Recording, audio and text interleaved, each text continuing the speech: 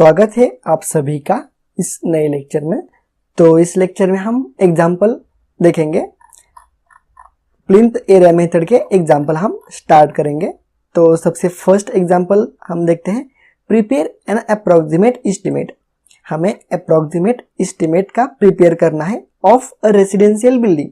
तो हमें residential building का अप्रोक्सीमेट एस्टिमेट निकालना है of plinth area 1200 metre square.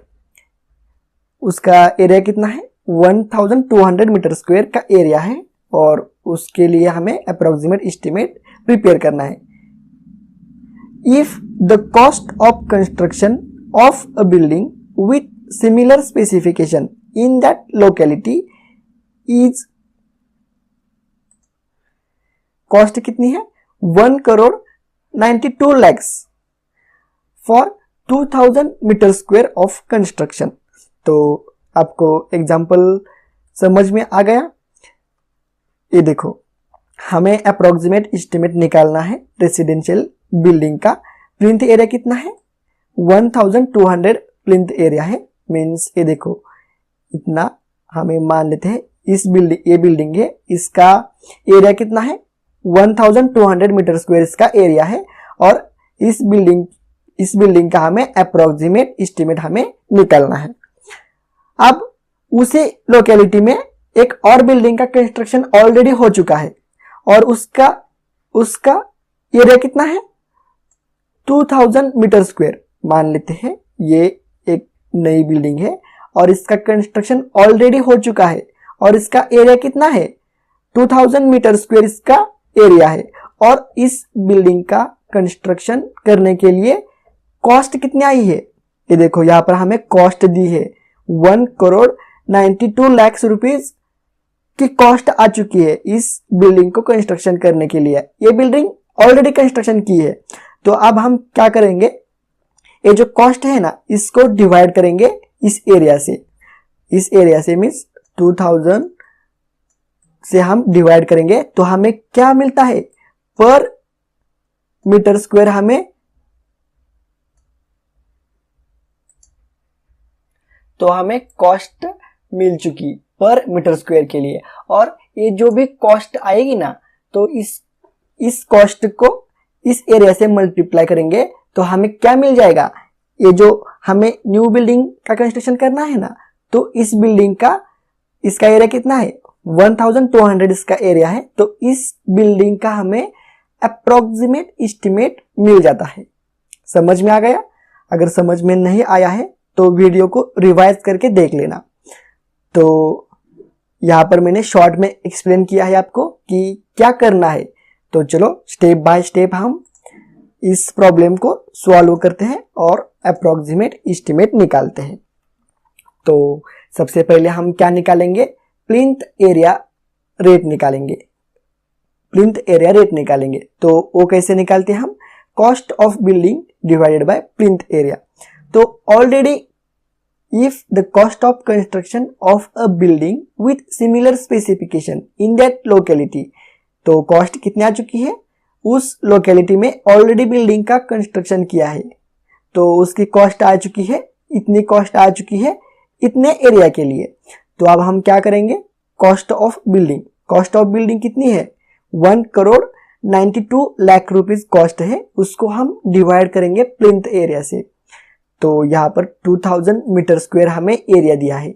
अब यहाँ पर ये मत समझना कि ये एरिया कौन सा है, प्लिंथ एरिया है या बिल्ट अप एरिया है या सुपर बिल्ट अप एरिया है। यहाँ पर कुछ उस प्रकार से कुछ भी क्या बोलते हैं उसे, कंफ्यूज मत होना। यहाँ पर यही प्लिंथ एरिया एज्यूम करना। समझ में आ गया मैंने क्या कहा? तो प्लिंथ एरिया कितना है? 2000 मीटर स्क्वायर प्लिंथ एरिया है। तो 1,92 लाख को हम 2000 से डिवाइड करेंगे तो हमें कॉस्ट मिल जाती है 9,600 रुपीज पर मीटर स्क्वायर के लिए हमें ये कॉस्ट मिल जाती है। यहाँ पर हमने प्लिंथ एरिया रेट निकाला, पर मीटर स्क्वायर के लिए इतनी कॉस्ट आ जाती है। समझ में आ गया? अब हम approximate cost of new residential building निकालेंगे। तो वो कैसे निकालते हैं? प्लिंथ एरिया इंटू रेट करेंगे हम। अब प्लिंथ एरिया कौन सा है, ये देखो 1200 मीटर स्क्वायर प्लिंथ एरिया दिया है हमें। तो यहां पर 1200 इंटू रेट, रेट कितना निकला है हमने 9600, तो यहां पर 9600 एज इट इज। तो इन दोनों का मल्टीप्लिकेशन करके हमारे पास आंसर मिल जाता है 1,15,20,000 रुपीज। तो इतनी कॉस्ट आ जाती है। बाद में ऐसा लिखना, approximate cost of new residential building 1,15,20,000 rupees. समझ में आ गई प्रोसीजर, किस प्रकार से हमने ये प्रॉब्लम जो भी है सॉल्व किया। इसी टाइप में भी एग्जाम को प्रॉब्लम आते हैं 4 मार्क्स के लिए या 6 मार्क्स के लिए। तो ज्यादातर स्टूडेंट गलती कहां पर करते हैं, ये देखो, ये यहाँ पर 2000 एरिया लिया है ना, तो यहाँ पर कई बार स्टूडेंट क्या करता है, यही एरिया ले लेता है, 1200 यहाँ पर एरिया लेता है और उसके बाद कॉस्ट निकालता है और फिर इस 2000 को इस प्लिंथ एरिया रेट से मल्टीप्लाई करता है और अप्रोक्सीमेट एस्टिमेट निकालता है।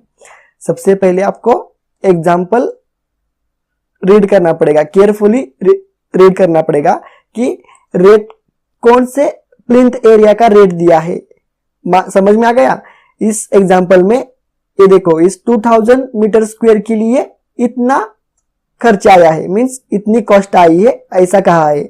और हमें इस एरिया के लिए, इस बिल्डिंग का इतना एरिया है, तो इस एरिया के लिए कितनी कॉस्ट आएगी, तो इसका हमें अप्रोक्सीमेट एस्टिमेट निकालना है। समझ में आ गया। तो चलो, मैं उम्मीद करता हूं कि आपको ये प्रॉब्लम पूरा का पूरा समझ में आ गया होगा। अगर आपको समझ में आ चुका है तो कमेंट बॉक्स में कमेंट करके मुझे भी बताना।